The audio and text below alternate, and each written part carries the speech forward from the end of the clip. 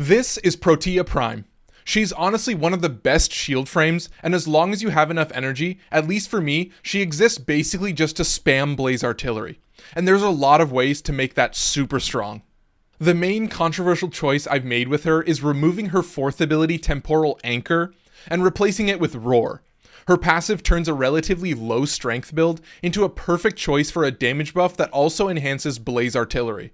I got rid of Temporal Anchor because honestly I found it a little unnecessary, although that might just be because I play like a caveman. Her whole kit is built around spamming her abilities, so Temporal Anchor is still pretty good to gain back all the energy you spent while it was active. Her passive is the main reason why I've added Roar. Every 4th ability cast gives you 100% bonus power strength, which makes Roar super useful, but the other nice thing is that once Roar is active, you're free to just recast Blaze Artillery over and over, as long as you have enough energy and enemies in front of you. Her first ability is Grenade Fan. Tap to throw out 3 shrapnel grenades that deal continuous slash damage once a second, with 33% status while also staggering. Hold to throw 4 shield satellites that latch onto allies, providing shield regen. All the stats shown are affected by mods, but the trick with the shield satellites is that once your shield breaks and the gate is triggered, the satellite will immediately expire while giving you double the minimum shield gate invincibility time. Her second ability is Blaze Artillery. Summon a short-lived turret that targets all enemies within range and line of sight in a 130-degree cone. Duration, base damage, and range are affected by mods, plus each shot ramps up the damage by 100%. Shots punch through all enemies with a 2-meter AoE.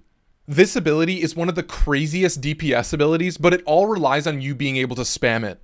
Because Roar has such a long duration, you'll be able to cast this ability more than a dozen times, which means a bunch of those will have 100% bonus strength. Also, the punch through and AoE are deceptively strong and just so fun to watch. Her third ability is Dispensary. Drop down a stationary device that drops pickups in this order: Health Orb, Ammo, and finally Energy. After picking something up, it'll be replenished with a 5-second cooldown before it triggers again. Power Strength affects the chance for a double drop. And her final ability is Temporal Anchor. While the duration is active, all of Protea's stats and damage are recorded. Once the duration expires, all damage dealt triggers in an implosion before the actions are rewound and she's reset to the stats she had at the start of the ability. This is a really cool ability, but I found that I ended up just not using it because I survived without it, and it was just a little too complicated to manage properly. So obviously I replaced it with Roar to take advantage of the 100% bonus power strength. There's really only one mod on the build that I think most people would call mandatory. Archon Vitality duplicates every heat proc from Blaze Artillery, which really turns that ability into one of the most fun map wipes in the game. Also, I really like having adaptation when you have free shield regen from Grenade Fan. The other controversial choice on this build is that I'm only using a Tau Forged Yellow Shard for bonus energy from orbs to give me enough energy with my Dispensary, which means that in addition to Arcane Aegis being a great choice to buff her shields, I can now use Arcane Avenger to give my weapons free crit alongside Roar's damage buff. The stats are pretty even, but that 100% strength buff from her passive means 183% strength is totally usable. 179% duration is also going to be important for Blaze Artillery and Grenade Fan, but she's a great candidate to add a red shard for both of those stats, although they're definitely not necessary. The important thing to keep in mind is the note about shield gating on the shield satellites. That could definitely get you killed if you're not careful, but that's also assuming Blaze Artillery hasn't killed everything near you in an instant. Overall, Protea is one of those frames that makes me go crazy and run around like a madman. Alright folks, that's right, I'm back again with the back half of the video. This one's an exciting one. I'm going to start it off right at the beginning. You can see I already have my 100% power strength, so I'm going to take advantage of that right now. I'm going to cast my 4, and then I definitely, what I need to do to not die, cast my 1, get the Grenade Fan, cast my Dispensary right here, and now comes the fun part. Now what we are going to do is I'm going to stand in this hallway, and I'm going to recast Blaze Artillery as many times as I want. Oh, there's enemies behind me. Looks like I'm turning around and casting Blaze Artillery in that direction. So, I hope this makes the gameplay, pretty clear. So, yeah, you're seeing it. So the things I want you to pay attention to. So, when a Blaze Artillery is shooting down a hallway, you'll notice it's going to be drastically more effective than if it was just on the ground. If it was in like a circular arena. So basically what's happening is that Blaze Artillery is hitting multiple enemies, and not just like 1 or 2 enemies. like I mentioned in the video, it has infinite body punch through. But then the other thing is that it has kind of an AoE, so essentially it'll trigger in a pretty wide area of like where the enemies are. So that means it'll be pretty easy to spam this ability and essentially clear out everything. Now you will notice I've got my roar buff deactivated, so it's very simple for me to reactivate. I don't think I'm going to get access to the black and white man because I'm going to be stuck in this area. Yeah, you're going to notice that my life support is basically dead already, and that's just because I hate this map. This is one of my least loved tile sets, but it also means that I was basically just standing around so I could cast roar properly. So yeah, stay tuned for that, folks. I mean, what else would you expect from this gameplay?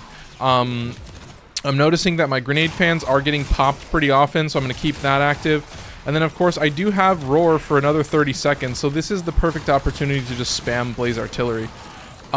You will also notice that the other thing that I pointed out in the video is that I'm not using something like Arcane Energize, which I think for some people might be a little crazy, but I've just found that honestly you get a lot of energy from this build. I haven't even kept Dispensary active, and I'm still doing pretty fine just running around with the abilities and the energy costs that I have right now. So overall, I think it's not too crazy. Torment could definitely kill me. That's easily possible. So what I'm going to do is I'm going to cast Grenade Fan. I'm going to target him with the Onos. I'm going to miss that shot.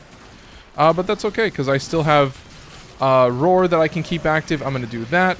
Looks like Torment has fallen down here. So you're seeing, like, honestly, it's not super crazy. I will say the Onos is pretty nice. The Onos is going to give me, like, free radiation essentially all the time. But yeah, I've got roar active, so I can play the game how I want to play.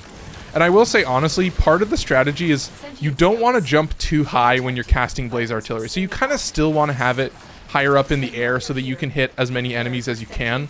But the trade-off with that is that if you hit it too high, then you're not taking advantage of that punch through. So you're kind of noticing, like, as long as the Blaze Artillery is lined up properly, you don't really have any troubles with this kit. So, like, you know, I'm pretty much relying solely on my Blaze Artillery to do most of the damage in this game. We do have a Conculus spawn, we do have a Battlist, so that could easily kill me.